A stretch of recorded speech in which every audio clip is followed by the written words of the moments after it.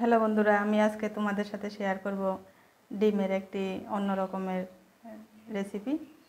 আমরা তো সব সময় ডিম সিদ্ধ করে কিংবা ডিম ভেজে ঝোল বানিয়ে থাকি।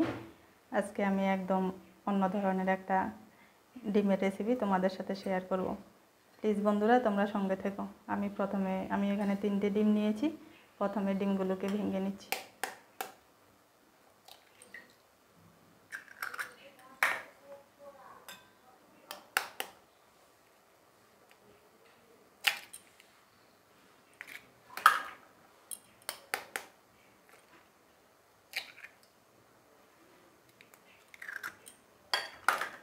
তিনটে ডিমকে আমি ভেঙে নিয়েছি।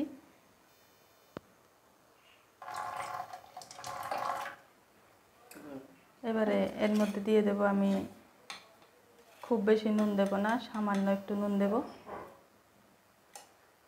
দিয়ে দেব গোলমরিচ গুঁড়ো, আর দিয়ে দেব সামান্য হলুদ গুঁড়ো। একদম সামান্য দিচ্ছি আমি। এবারে ডিমটাকে আমি ভালো মতো ফেটিয়ে নেব।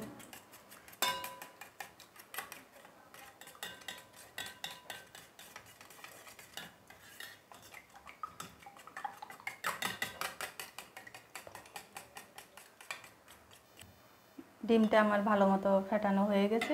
এবারে আমি একটি পাত্রের মধ্যে গরম জল বসিয়ে দিয়েছি। গরম জলের মধ্যে আমি বাটিটাকে বসিয়ে দেব।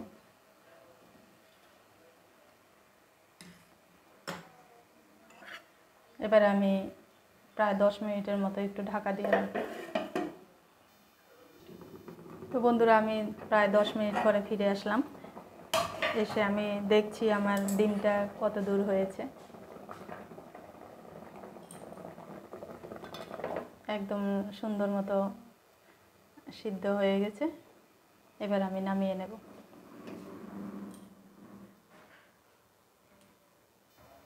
তো বন্ধুরা, এবারে আমি ডিমের পিসগুলোকে এভাবে পনিরের মতো কেটে নিচ্ছি।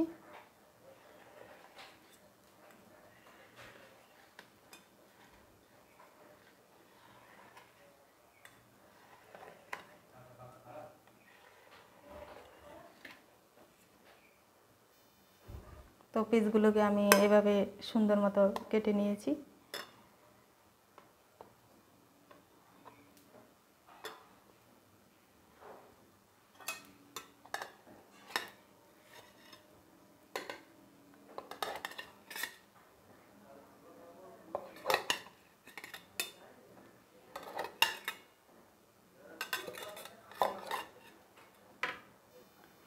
এবারে ডিমের পিসগুলোকে আমি ভেজে নিচ্ছি।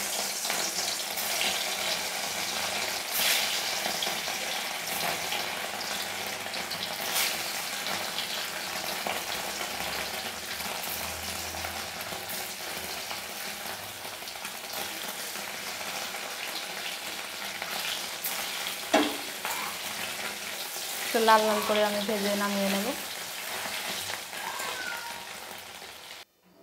আমি সুন্দর মতো ডিমের পিসগুলোকে ভেজে নিয়েছি। এবারে ওই তেলের মধ্যে আমি দিয়ে দিচ্ছি সাদা জিরে আর তেজপাতা। এবারে আমি আলুগুলোকে প্রথমে ভেজে নেব।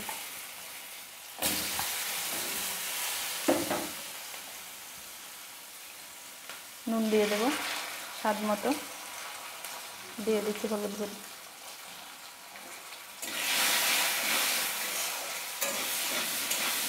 আমি আলুগুলোকে লাল লাল করে ভেজে নিচ্ছি।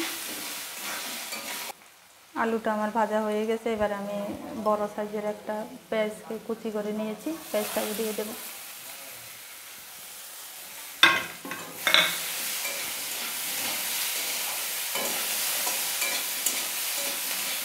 পেঁয়াজটা হালকা একটু ব্রাউন কালার হলে আমি মশলা ইউজ করব। তো বন্ধুরা, আমি এখানে নিয়ে নিয়েছি প্রায় 1.5 চামচের মতো রসুন আর আদা পেস্ট নিয়েছি, জিরে গুঁড়ো, লঙ্কার গুঁড়ো আর হলুদ গুঁড়ো। এটাকে আমি এখন জল দিয়ে মিক্স করে নেব। এবারে পেস্টটা আমার প্রায় ব্রাউন কালার হয়ে গেছে। এবারে আমি ভিজিয়ে রাখা মশলাটা ইউজ করছি।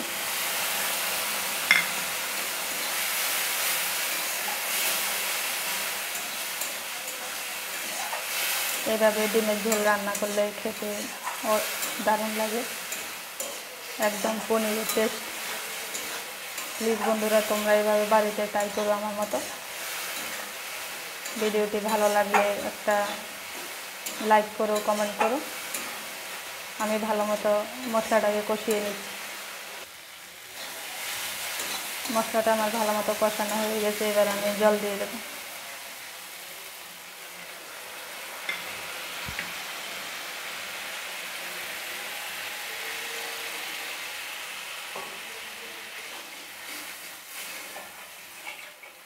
আমি ঝোলটা খুব পাতলা করব না, একটু গামাখা গামাখা করব, তাই খুব বেশি জল দিলাম না। এবারে আমি ভেজে রাখা ডিমটাকে দিয়ে দিই।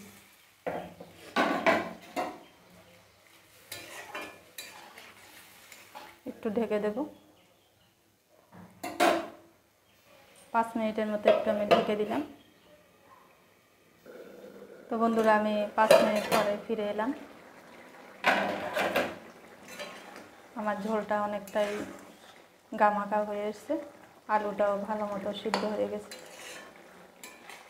এবারে আমি ব্যবহার করব শাহি গরম মশলার গুঁড়ো।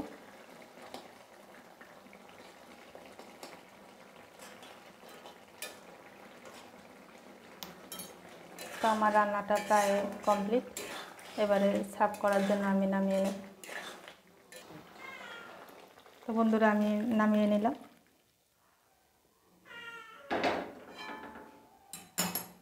কেমন লাগলো আমার আজকের এই রেসিপি? ভালো লাগলে লাইক, কমেন্ট, শেয়ার করতে ভুলবেন না। আমার ছোট্ট চ্যানেলটিকে সাবস্ক্রাইব করার অনুরোধ রইল। আর যারা পেজ থেকে দেখবে, প্লিজ পেজটাকে একটু ফলো করবে। টাটা।